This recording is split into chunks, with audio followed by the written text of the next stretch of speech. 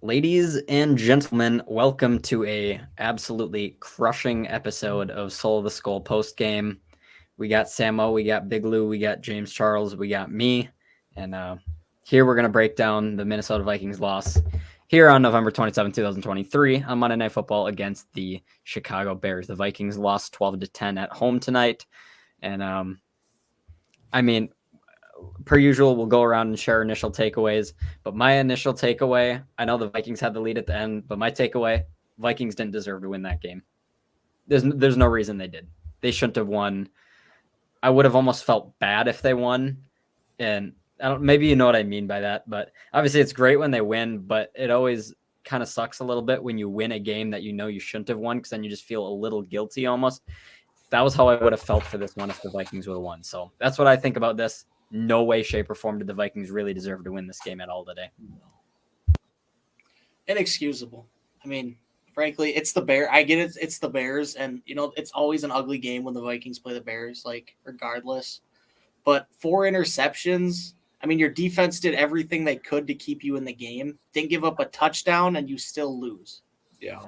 I mean, there hadn't been a team in the NFL this season that won without scoring a touchdown, and the entire offense sucked. Madison was fine. I mean, he wasn't by any means good.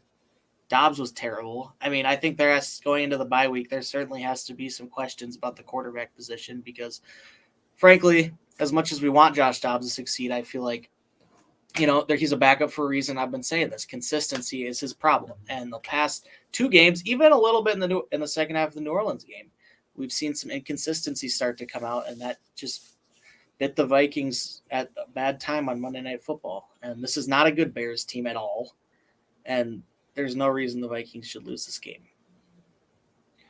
Yeah, I got to say, one of those interceptions you can't blame on Dobbs. You can put the blame on Addison because it bounced right off his hands. But the other 3 are inexcusable. I mean, I get it. You're not necessarily a rookie quarterback, but you're not like you're the backup quarterback. So, I mean, I get you're going to have the interceptions, but 1, maybe 2 tops your fault, but 3, come on, that 3 that are your fault, that's not, you're not going to win games doing that.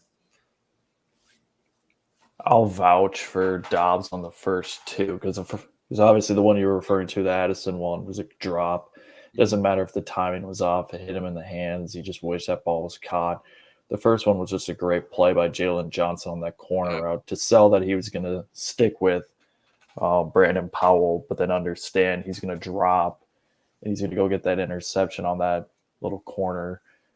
And on that throw, that's one of those throws where quarterbacks are taught either your receiver gets it or it just sails out of bounds. Nobody can get it. And unfortunately, it stayed in the field of play, and Jalen Johnson made a nice play. There's that 4th down interception where I think a lot of football fans would have just said, drop it. You're wasting field position there. It's intercepted. It's still his fault. And that 4th one, I don't even remember, to be honest. I think he threw it. It was like tipped by a D lineman and picked. It was bad. But I think the worst of it was probably, they still scored a touchdown on the drive, but you had Addison wide open. That ball is in the field of play. It's a touchdown and it just goes out of bounds. It just wasn't Josh Dobbs' night. He did get it rolling though right after that throw. But man, that's a game that we all thought the Vikings were going to dominate. And give credit to the Bears D-line. They brought the pressure and they did a very good job on making Dobbs uncomfortable. But at the end of the day, to cement yourself as a better team, as a playoff caliber team, you got to win. You got to win these games. These are the games we look down the schedule and we say this is a cakewalk. And unfortunately, we're now staring 6-6. We're questioning our quarterback. We thankfully get Justin Jefferson coming back off of the bye, but we're going into the bye with a lot more questions and a lot more negatives than positives. So, just a rough night overall. I mean, it's such a rough night because you look at these last 2 games and, the Vikings very easily could and probably should be 7-5 right now. And maybe even 8-4. Possibly. Yeah. I mean, there's just these last 2 games, man, just brutal stuff. Yeah, I don't know about you guys, but I mean, just watching this game, to me, it felt like a continuation of the Broncos game.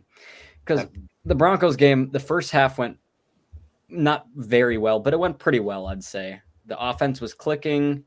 It looked pretty good. And then the second half, it just died. And that's, to me, how this game tonight felt, too. The Vikings offense was dead the whole night. They had no real rhythm. They lacked consistency. The offensive line, in my opinion, wasn't playing super great. Josh Dobbs obviously was not playing super great. Receivers aren't catching anything. Nothing was clicking altogether. And KOC was making some debatable coaching decisions too, in my opinion. I don't know about you guys. I should bring this up. Some of the fourth down calls when he'd go for it, that was not for me. The first one was, I don't know what he was trying to do. I like when coaches go for it and they're risky, but you have to be smart about when you do it, where you do it, and how you do it. And in my opinion, I felt like he did a bad job tonight of managing it in a smart way, his fourth down calls. So I am actually going to disagree with that a little bit. I think did Kevin O'Connell call a great game? No. But I think it more comes down to a point where Dobbs has to. I mean, Dobbs straight up at the line to me looks confused. I don't know what the Bears defense was doing. I have to watch some of the tape, but this defense, the defense looks like it somehow confused Dobbs. And I actually liked going for it near midfield. The way your defense was playing, the defense played lights out tonight, regardless of anything. I mean, you give this team. I mean, there's 4 turnovers, and they get 3 points off of it. Like the defense, with the way your defense was playing, I liked the decision to go out on fourth down, maybe get a little momentum swing if you do get it. And I thought they were pretty close to getting it, but in the end, I mean, if Dobbs throws a good ball on that fourth down, TJ goes out in front of TJ, that's a first down. Mm-hmm. Vikings move the chains. So I think a lot of people have been calling for Kevin O'Connell to be more aggressive, especially in the second half. And when your defense is playing like that, I actually like the call. But that's just my opinion, and I'll open it up to whatever. You do make a good point there, but at the same time, I would have rather seen the Vikings pin the Bears deep in their own territory there, and, maybe the Vikings get an off chance of a safety, but then for the next possession, since the defense was playing so good, the Vikings have very good field position instead of giving the Bears decent field position. I like this disagreement because I'm going to side with Samo here because on that 4th and 10, I mean, he hit it right hit the nail right on the chalkboard. It's a terrible analogy, but Josh Dobbs on 4th and 10, if that ball's out in front of Hawk, that's a first down. The 4th and 10 the Bears called on 4th down, it seemed a little egregious, but the Vikings sent a cover 0. An all-out blitz. I wasn't a fan of that certain kind of a blitz up the middle of the field wide open. You just leave Justin Fields just having to backpedal a little bit, and finally someone will come open. I think dropping at least 1 or 2 might have made that blitz work, but things in hindsight. And then Ryan Wright, I'm going to dog on the punter a little bit. I think he could have done a bit of a better job trying to pin him deep there when he was trying to for that last drive. I mean, it's better than where the ball was if you were to have gone for it. Just little things like that. But at the end of the day, just an overall team effort, and we just didn't get the job done. So Matt brought up that cover 0 blitz, and I want to talk a little bit just overall about that. I really like, or I should say I didn't like last year the Ed Donatel just sit back. No one liked that. I like the Brian Flores idea of blitz and mix it up. But sometimes I almost feel like he blitzes, in my opinion, too much to where it gets a little too dangerous. And I noticed that especially with a lot of the checkdowns tonight. We were seeing checkdowns left and right that would gain 10, 15, 20 yards because there's absolutely nobody covering that part of the field. So, again, I'm not necessarily hating on Flores, and I'm also not praising him at the same time because I like when he blitzes a lot more than Donatel did, but I also do think there's a line, and I think sometimes he does cross it a little too far for my personal liking. I agree with you there, Joel, but I did realize towards the end of the game, it seems like Dante was having a spy on that running back to avoid the checkdowns there, which seemed to work a couple times, but overall, they got to do better on that. And with tight ends, like blocking and then going out, we've gotten killed on that a few times in the last couple games. I would like to see that being worked on, as well as improvements to defending those checkdowns.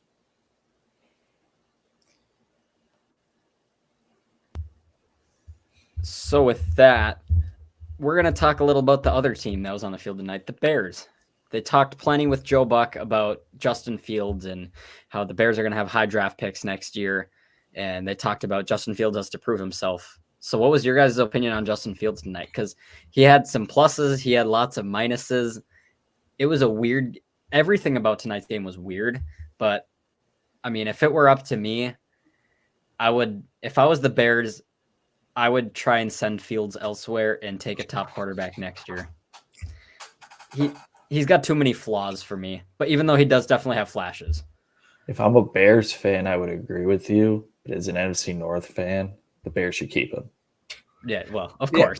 He shows. I agree with that, but if you look around the league, who would really trade for a Justin Fields type player? Oh, I think there are teams that would. The There were Patriots. teams- How about the Team would Patriots? definitely take him. I think I think you could look at the Patriots. Hell, I mean, what about the Vikings? See, I mean, I don't think it would happen. I would rather see the Vikings go and draft a quarterback than trade for Fields. But in all honesty, I do think and hope Kirk Cousins will be back next year. I mean, you talk about it. Fields shows a lot of flashes, and then there's a lot of flaws. He does turn the ball over. I think it was 2 fumbles tonight.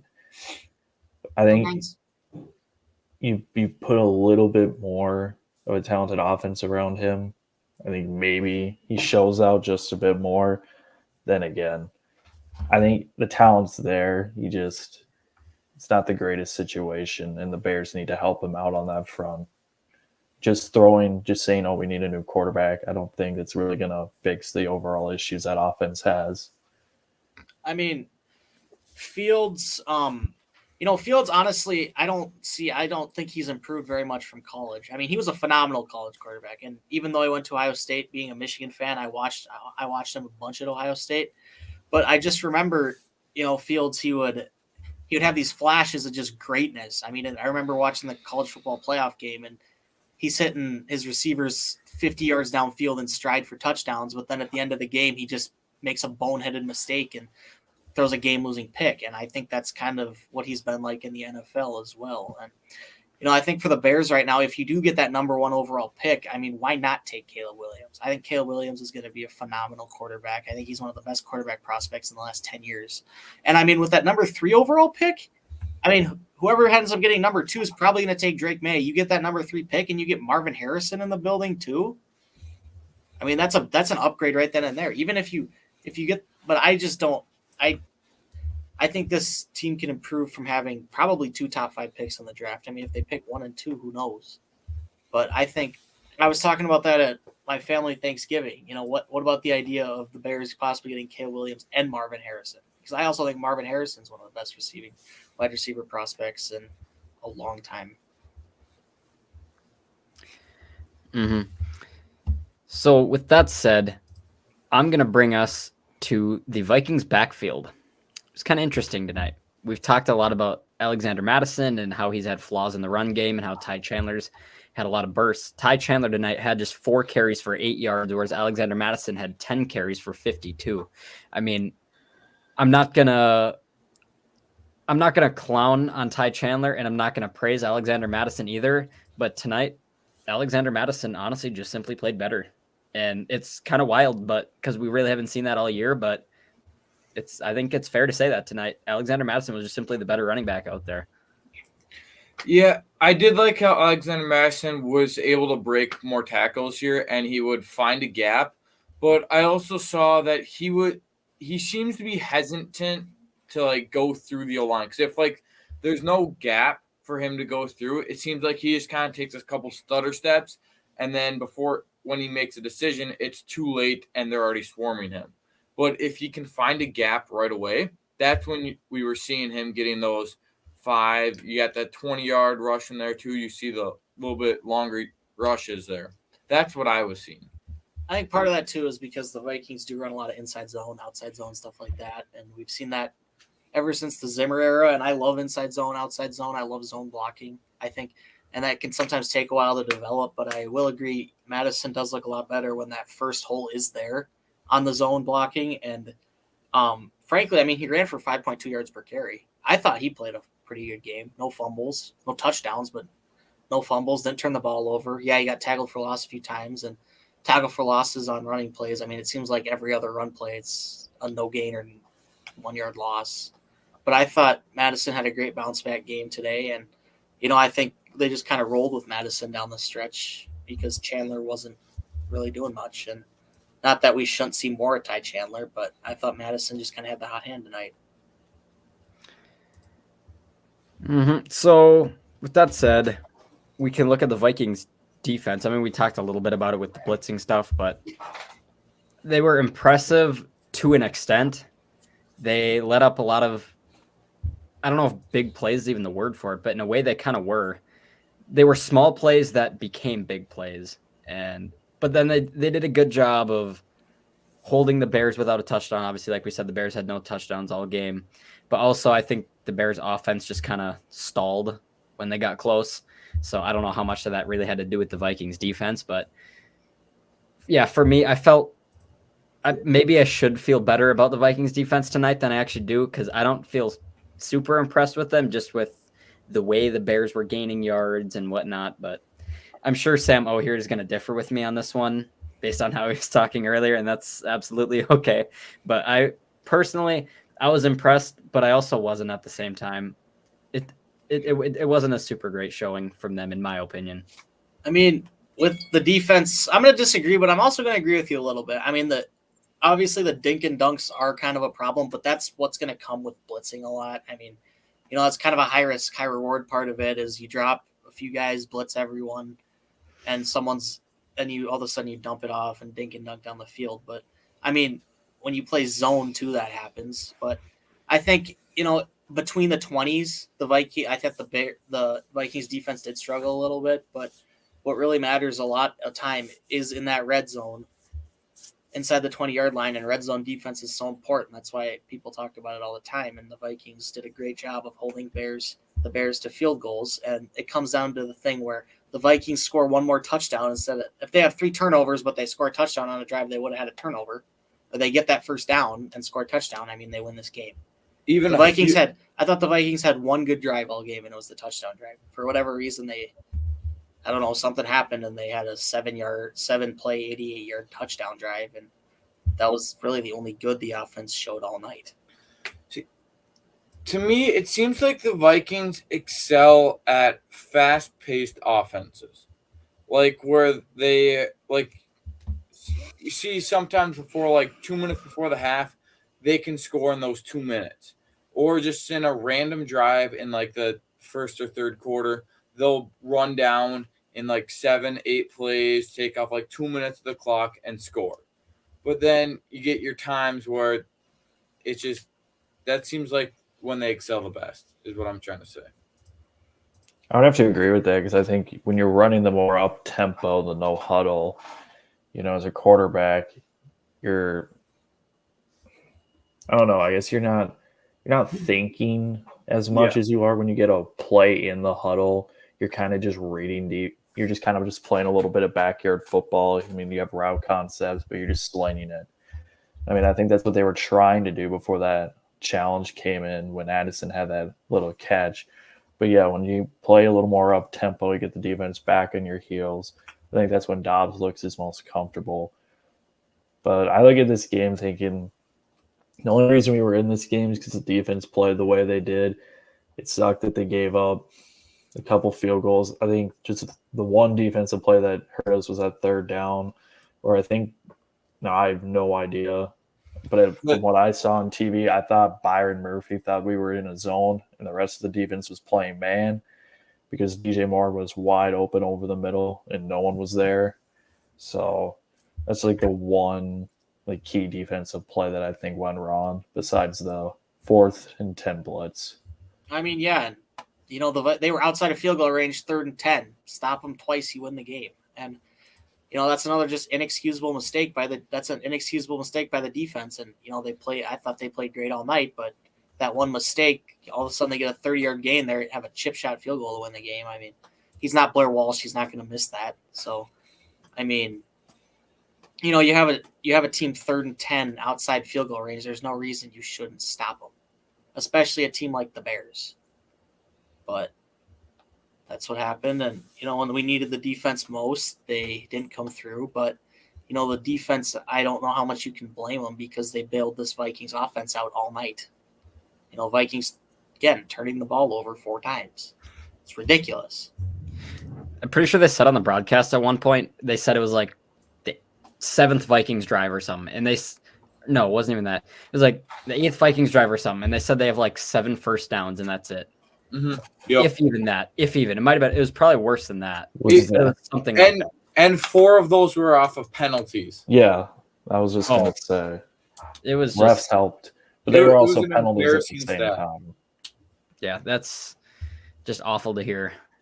Vikings couldn't capitalize on really anything. I won't lie, I did get fairly excited for the TJ Hawkinson touchdown and then for the second fumble off field, because then I thought there was actually a chance the Vikings could win this game. But then after the Vikings punted it away, I was like, no, it's over. They're not going to win this game. You just got to get the first down there. What do you guys think on that 3rd and 10? Do you think it was the right move throwing a screen? I would have liked to honestly see him be more aggressive and go for that first down. But that's just me. I mean, I don't know. Even if they're going to run a play that doesn't throw it 10 yards for the first down, at least throw it like a slant over the middle for 5 that puts you in field goal range or just decent field goal range. And the screen game all night was non-existent. Screens are tough to execute in general, but the Vikings are typically a pretty good screen team, and they have been a good screen team ever since the Zimmer era. But when something's not working all night, I mean, I would honestly rather seen the Vikings run the ball than run a pointless little screen pass to Brandon Powell that got, I don't even know if it got a yard. -2 yards, I think something like that. But I would have liked to see the Vikings either try to push that ball downfield a little more, or I mean, they could have attempted a 61-yard field goal. Yeah, I'm good. But I like the decision to punt it. I like the decision to punt too, but Yeah. I'm not a Greg Joseph supporter, as I've probably voiced on here before. So I would not have, in any way, shape, or form, have been comfortable with Greg Joseph kicking a field goal of that monstrosity. I don't dislike Greg Joseph. I don't really think he's lost the Vikings any games except the Arizona game in Week 2 of 2021. Yeah. But, I mean, I'm not the biggest fan of it. He's not a guy who's going to go out there and win you games with his leg. But, he's not going to go lose you games. And I don't hate Greg Joseph, but I don't love Greg Joseph either. So, I mean, I think it was the right decision to punt in that situation, but who knows? Especially how your defense played all game, trying to get that turnover. That's what you're really banking on there. Turnover or contain Justin Fields or something. I mean, they still started on the 22-yard line. They still had to go. I mean, they still had to go 30, 40 yards to get the field goal range. Mm-hmm. So we already talked about Kevin O'Connell and some questionable decision making, but I also thought Kevin O'Connell's play calling tonight, we've talked a little about it, but overall, just his play designs and play calls, they didn't hit for me. Or maybe some of it had to do with the fact that the receivers could get 0 separation also, because that seemed like a theme for me the whole game too. Nobody could get open.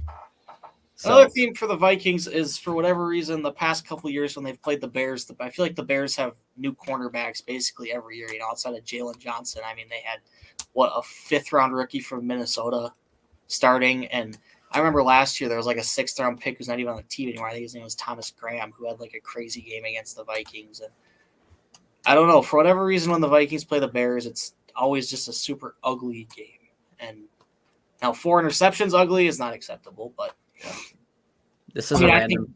I don't think the play calling was great. I don't think it was terrible. I think, like I said, I thought Dobbs looked very confused at the line of scrimmage. And this is a random point, but back when the Vikings drafted Jeff Gladney, I think he was in the same class as Jalen Johnson. I remember really wanting Jalen Johnson. I don't know why I remember that, but I do. I wanted them to take Jalen Johnson. I was like, this kid could be pretty good. than they did. I remember also wanting T. Higgins, whatever year that was. That was same year, I think. That was the same year as Joe yeah. Burrow. Because did they get Justin Jefferson and Jeff Gladney the same draft? Jefferson year. They got Dantzler that year too. That was in the third round. Because I was going to say, I remember, because they had the pick it was like 22 and 29, I think, or something like that.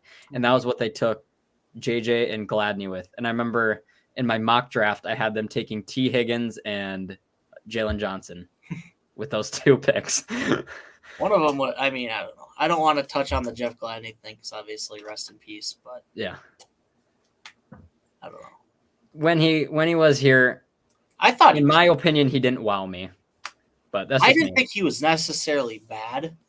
He was a rookie, and honestly, the Vikings started 2 rookies at corner that year, and I don't even remember who their other corner was. I think it Mackenzie Alexander. I don't remember, but I remember just the first few games, the Vikings corners getting toasted, and I thought you give Gladney some time to develop. I thought he could have been a solid corner in this league, and obviously he picks up the gun charge, gets released, and then eventually passes away, which is horrible. You don't wish that upon anyone, obviously. And just a terrible situation with Gladney and what could have been. Did you bring up Mac Alexander? I forgot he existed. Forgot about him. That's a Clemson guy right there. I know about him. They brought him back in 2021, and he was one of the worst corners on the field I've ever seen outside of Chris Jones. I don't know if you guys remember Chris Jones from the 2020 team. I'm surprised you didn't bring up Rashad Breeland. Horrible. Oh my gosh, Rashad Breeland too. That was the same year. I remember being excited for that signing since Rashad Breeland had experience. So I was like, nice, we got a guy with experience in here. And then he was god awful. And he wasn't even terrible in Kansas City. That was the crazy part. Mackenzie Alexander started in Minnesota, went to Cincinnati, and that's where he showed out. And then he comes came back here, and then just reverts back to his Minnesota days. Back to Minnesota, and was horrible. Mm-hmm. Mm-hmm. Also, we talked about this in our group chat that we have, and I'll just bring it up here too, just because for the audience. We talked about the long bomb to Jordan Addison that went out of bounds. Whose fault was that? Because I'm on the Josh Dobbs front. It was Josh Dobbs' fault for that play. It wasn't a good throw. The throw was out of bounds. But, if you recognize that and the corner falls over, just throw it in. Just throw it somewhere near him in bounds, and it's a touchdown. It's a walk-in touchdown. Another missed opportunity. Well, on that same drive we did score, so it didn't hurt us. It is just one of those things where, honestly, that ball just has to be in the field of play. Because I might have missed it on TV, but I don't think there was anyone else back there. No, there was no. It would have been a touchdown thrown toward the middle of the field for all it could have been, and Addison just had to run under it. Yep. I think that's 95% Dobbs' fault and 5% Addison's fault for not being spatially aware of where he was on the field. Because when I watched the replay of it, I was watching Addison. Even if Addison would have known he was by the sideline, I still think with the momentum of him and the ball and everything put together, I still don't think he would have been in bounds, even if he tried. There's few receivers who could have possibly made that catch. Yeah. Yeah, that's true. It would have been a tough play that's like an AJ Brown kind of a catch with his big lanky body that he has. That's rookie Odell right there. Yes. That's me in 6th grade, maybe. All right. So with that said, anyone else got any real thoughts on the game? Oh, were we going to touch on the quarterback situation at all? We can. I will start us off. I don't have a problem with them rolling Jaren Hall out anymore. I was an advocate for Josh Dobbs, as people saw a couple weeks ago on here. But now, with just the way this team is, you lost to the Bears at home. You're coming into your bye week. I feel like they don't have anything to lose with him anymore. If they're bad, I don't really care. At least you're seeing a potential guy who could be the future here, even though I don't think he will be anyway. But, at this point in the Vikings season, I don't really care if they're bad. I'm okay with seeing him out there. I think Kevin O'Connell will make it blatantly clear that the quarterback job is not anyone's job yet and is up for grabs. And the next 2 weeks before the next Vikings game will very much determine who will have that spot.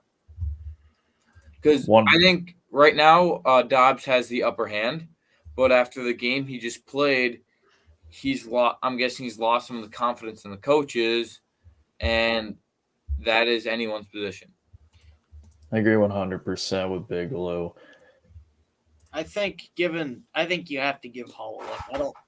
I don't know. After the culmination of the last 2 games, maybe you roll Dobbs out there again, but you have to at least give Jaren Hall a look. I would honestly probably start him against Vegas. Just see what he's got, and then if he struggles in the first half or something and throws 2 interceptions, then maybe you roll out Jaren Hall. But again, this is a quarterback that no teams have basically any film on. Maybe some preseason film, but why not throw him out there? He looked great in the Falcons game before he went down. Now, that was a very small sample size, but I thought he looked great in the Falcons game. He made a couple good throws, and I think he's at least worth a look at this point. You kind of know what you're going to get out of Dobbs from here on out. You definitely know what you're going to get out of Nick Mullins. And I think, someone you don't know really much about is Jaren Hall. Why not? Why not? Whoever shines in practice these next 2 weeks and whoever Kevin O'Connell feels comfortable with, my trust is in Kevin O'Connell to make the right decision, and I'll agree with whoever rolls out there at quarterback. You got to be careful with that shining in practice because Jake Browning shined on that one, whatever night that was. When and then all the quarterbacks got COVID or whatever. And then he proceeded to be absolutely awful in the preseason for the Vikings. And now he's a starter for the Bengals. But and we'll see him later on. Jake Browning will likely see him. Jake Browning, Jaren Hall. Must-watch TV if you ask me. Jake Browning. If not for me being a Viking fan, I would not be watching that game. Birthday too. Talking Aiden O'Connell and Jaren Hall. What a 5th-round rookie show it's going to be. Yeah. Anyone else got any real thoughts on the game, or else I'll send it to the spreadsheet. Let's look at the spreadsheet. Cool. Here's the spreadsheet we have. We'll kind of go briefly through all this. We'll start with game picks, actually. So here's our game picks this week. Everyone actually had a fairly good week this week. Then what did we all get 4 wrong besides Sam? Joel got 3, I think. Matt had. Oh wait. Well, yeah, everyone had this one wrong. Everyone had that one wrong. Joel had the best week. James, did you beat Sam yet? No, he didn't. They tied it. Oh my! I think we've tied for 3 straight weeks. Yeah. So with that said, we can look at the standings up here. I did just update them. Sam and Z is still in first place. Everyone else is actually in a pretty tight race. So they're all close. Again, look at the percentages because that's what you should go by. So fair fight for anybody. Here's our predictions. I said Dobbs would have 250 plus yards and 2 touchdowns. He didn't. Sam Z said Kenny Pickett would not throw an interception. He did not. He said Ty Chandler would have higher yards per carry than Madison. He didn't. He said Powell would have less than 20 yards. He probably led the team, other than Hawk, maybe. I think he had that one, like 50 yards. He had that one catch in the 4th quarter that I think went for over 20 yards. So that one catch definitely did it. I was going to say, yeah, Powell had the one catch, and then he had another fairly nice gain, too, that added. He had 28 yards on that first catch he had alone. The one by the sideline, that was a great catch. So, yeah, then we got Huge Lou. He said Vikings would have 130 more rushing yards. Nope, they weren't even really close. And he said the Vikings would beat the Bears by more than 8. Oof. Good. Vikings hardly had over 8 points. James said Amon-Ra would have over 125. He had like 95 or something. I was going to say something like 90. He said Dak would throw an interception. He did not. Dak actually cooked. He's been cooking lately. Hasn't been the strongest of opponents, but he's been cooking. So then over here, we got Sam O. He said Brock Purdy would be selected to eat turducken. Actually, wasn't watching that part, but I could pretty safely assume he probably was. Yeah, he did. I saw him. I figured he would be. So I marked it green because I assumed he probably would be. My he other said 2 were brutal. Yeah, he said TC would have at least 100, and he only had 8 yards. He also said the Vikings would have 2 touchdowns out of the Wildcat, and they didn't. I was expecting the Vikings to get another red zone more than once. Yeah. So with that said, over here we have our standings. Sam O is technically still in the lead. He's only had 4 come off the board, though. Then we got Sam Z with 40%. Me and Big Lou are neck and neck. And then James is at the bottom of that one. Anything to say about that, James? A lot of season ahead, but that's bad. That is bad. Very bad. So that's that. Anyone else got anything relating to this? No. Okay. With that said, we're almost done with this episode, but before we end it, we're going to have an on-air production meeting. So this is the Vikings bye week. So I think we should still hold an episode this Wednesday, and we can, because we still have to do game picks, and we can still do a couple predictions, and we can just kind of look at the state of the team. And then next week, and then we won't have an episode over the weekend of like next weekend. And then we can do another episode next Wednesday where we'll look at the Vikings game against the Raiders. How does that sound? Yep, sounds good. I feel like we should do something fun Wednesday too. Yeah, we can work back Trivia to or the segments. the a good trivia. So some sort of fun segment we will Yeah, come up with. trivia. I like trivia or whatever. Yeah, because he likes cooking us. Because I don't know what that was last week, but that was incredible. I'm ready to cook again. Just absolute masterclass. Well, if we do trivia, I would not be able to do it because me and Sam are in the same room here, and it wouldn't work too well. We'll find a way. Figure it out, Big Lou. Problem solving. That's why we're in college. We're working on problem solving skills. Big Lou's also the one that got roasted on. Didn't you get roasted on for being an engineering major? When Sam Z said 2 times 0 is 0, Big Lou, you should know this. You're an engineering major. That was amazing. I don't remember that conversation. It was on an episode I wasn't on. I'm half asleep right now, Joel. I think that means we should probably end this one. I've been studying calculus for like 4 hours today. You have a test tomorrow? Oh, that's fun. Good luck, Big Lou. Thank you, Joel. I need it. Oh, yeah. All right. That'll do it for this episode. Unless anyone else has any final thoughts I want to share now. Okay, No. that looks like a no. So that's going to do it for this one. We will see you guys on Monday. Have a good night, everybody. Peace out. And as always, SKOL Vikings. We will see you guys on Wednesday. Michigan versus